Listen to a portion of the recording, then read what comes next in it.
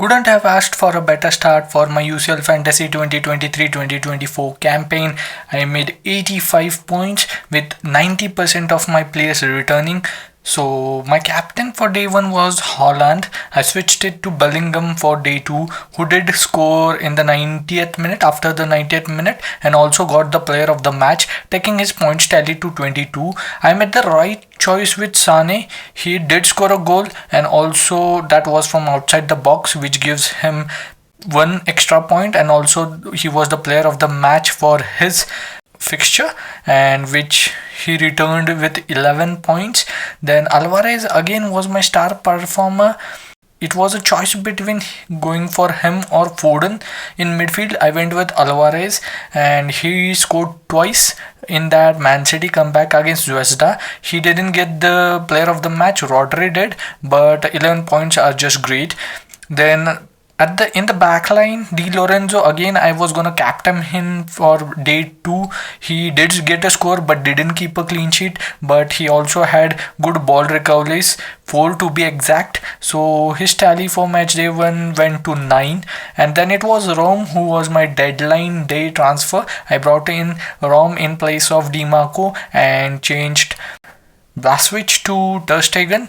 Both the moves did pay off. Rom did get an assist and Ter Stegen did keep a clean sheet. Joao Cancelo with a steady clean sheet. Then Lewandowski also scored. So this took my points tally to 85, as I said. So in this video, we are going to take an early look at how Limitless chip would shape up for match day 2. So if you're new around here, make sure you subscribe to my channel, and without further ado, we'll just get right into it. So in the goalkeeping department, I've chosen to go with Ramiro and Oblak. Ramiro and Real Sociedad almost got a clean sheet in match day 1. They conceded in the dying stages of the game against Inter Milan.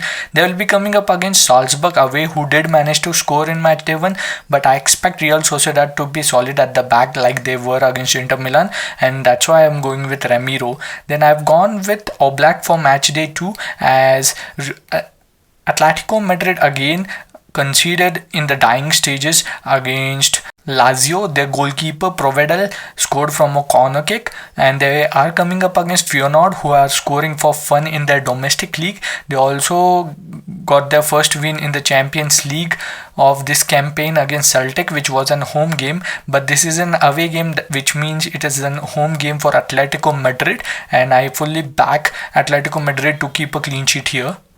Other options that you can go for are Arsenal's David Raya, who again did manage to keep a clean sheet in match day 1 against PSV. It was an home game, and this time around he is coming up against Lens, which is an away game. Lens have been particularly poor and did manage to score in match day 1 against Sevilla, but their domestic campaign has been really poor. Their form has been terrible.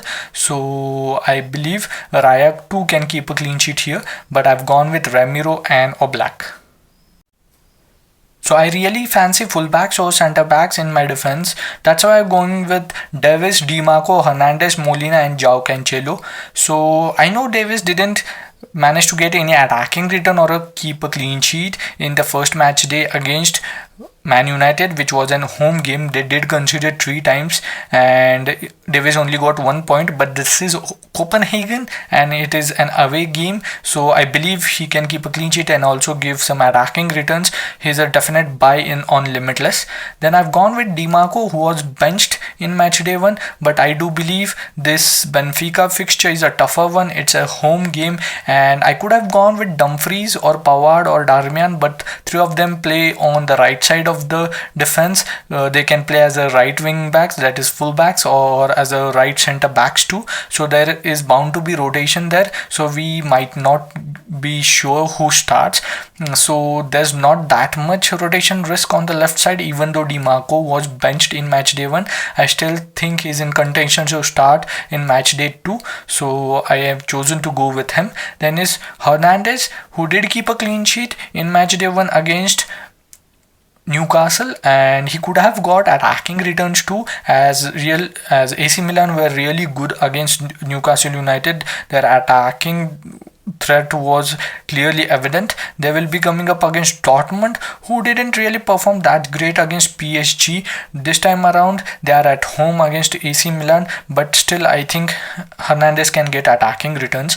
Then it's Molina, who did get an assist in matchday 1 but didn't manage to keep a clean sheet, and also recovered 3 balls, giving him 6 points for matchday 1. He was up against Lazio and it was an away game. This time around it's an home game against Feyenoord, who are a much weaker opposition than Lazio, I must say. So I do expect them to keep a clean sheet here. And then it's João Cancelo, who did keep a clean sheet and was a steady performer for Barcelona in matchday 1, where they faced Antwerp. In matchday 2 they have Porto, and I don't expect Barca to keep a clean sheet against Porto, and it's an away game, but João Cancelo can definitely get some attacking returns here, so I've chosen to go with him.